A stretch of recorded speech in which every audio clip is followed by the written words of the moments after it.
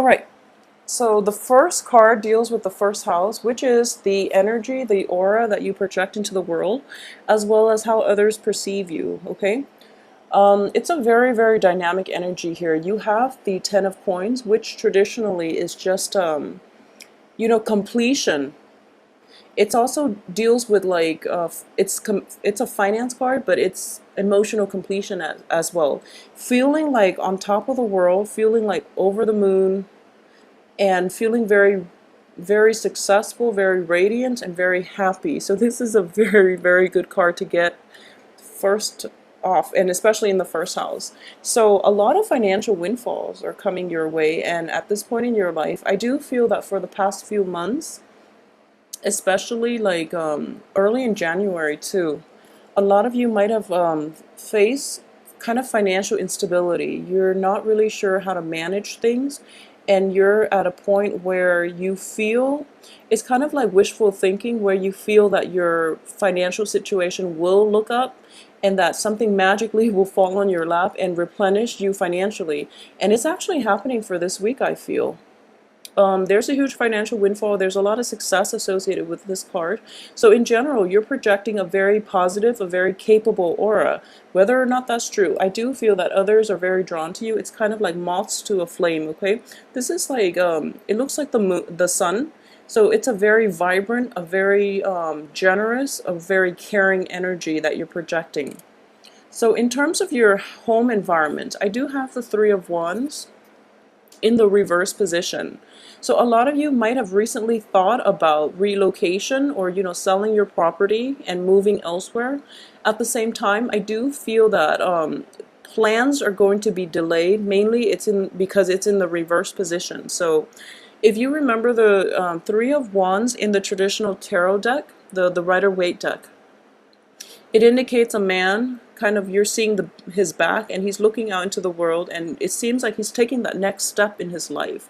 In the reverse position, I do feel that for those of you who are thinking about changing homes, who are selling your homes, there's like an offer on the table, and this is something that when when you are putting the house up for sale or trying to find a new property, you're feeling really optimistic and you're feeling very hopeful.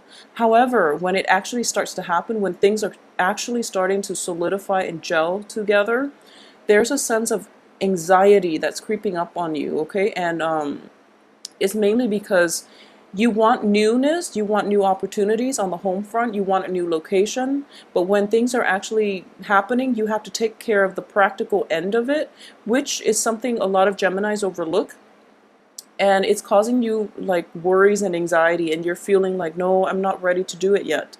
I can assure you that you are ready at this phase, but maybe some of these anxieties coming in require, like practical taking care of loose ends on your part, or things that might be in the family situation, in the physical structure of the home, or saying goodbyes to family, or talking things out with families.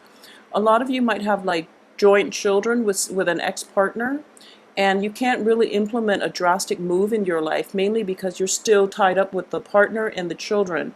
I do feel that this situation will turn around for you. There's an element of timing associated with this, in which right now is probably not the right time to do it just yet, okay? So in terms of your seventh house, which deals with romantic partners and work partnerships as well, we have the King of Wands. So I'm seeing this over and over again for a lot of Geminis.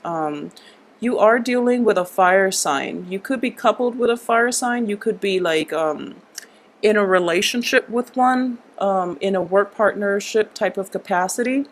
And the positive manifestation of the King of Wands is somebody who is very capable, confident, who motivates other people. So this is a very exuberant energy.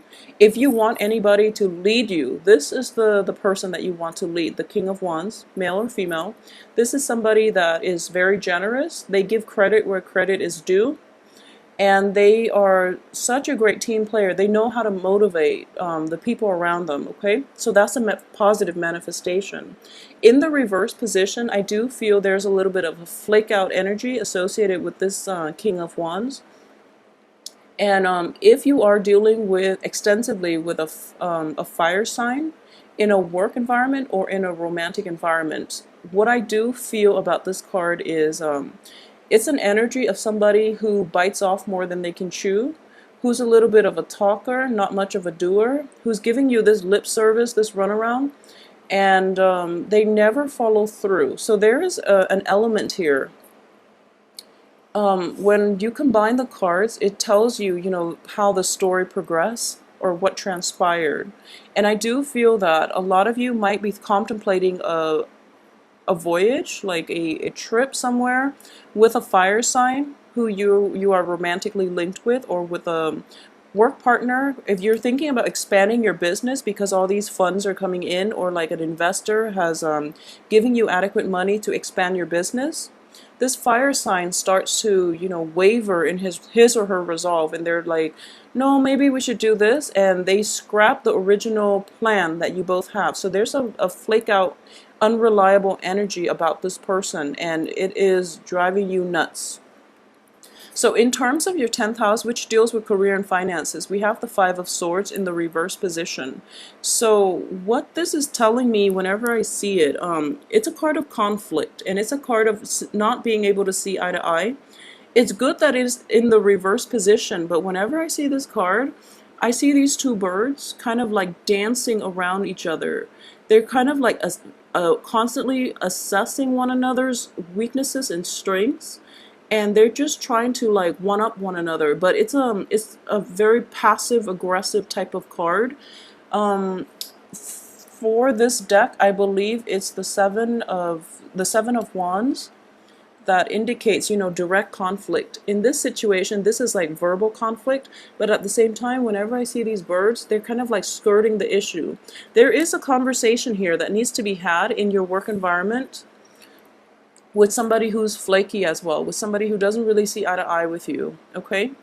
And it's really important to get this out in the open and, you know, hash things out so that you don't encounter the same situation in the future. But you're kind of like, you and the other party are kind of navigating one another, like navigating, dancing around, beating around the bush, and not getting to the heart of the matter.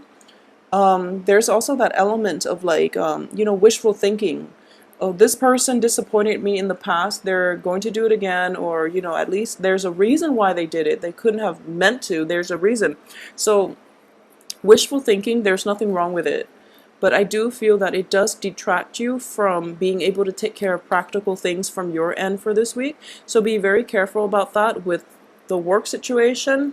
If you're dealing with conflict, if you're like kind of skirting around the issue rather than addressing the issue head on, and you might be dealing with somebody in the relationship sector who is a little bit unreliable, okay? So just, you know, take care of yourself and go over plans multiple times, mull it through, and see what you decide to do. If you are thinking about a drastic change, like selling your home, taking off to the Bahamas, just know there are a lot of practical things that need to be tied up in order for you to have that type of a lifestyle, a drastic lifestyle change, okay?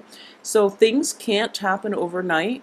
Planning is going to be a big prerequisite in order for you to undertake like drastic, make drastic life decisions, okay? So keep that in mind, Geminis. I do hope you have a wonderful week.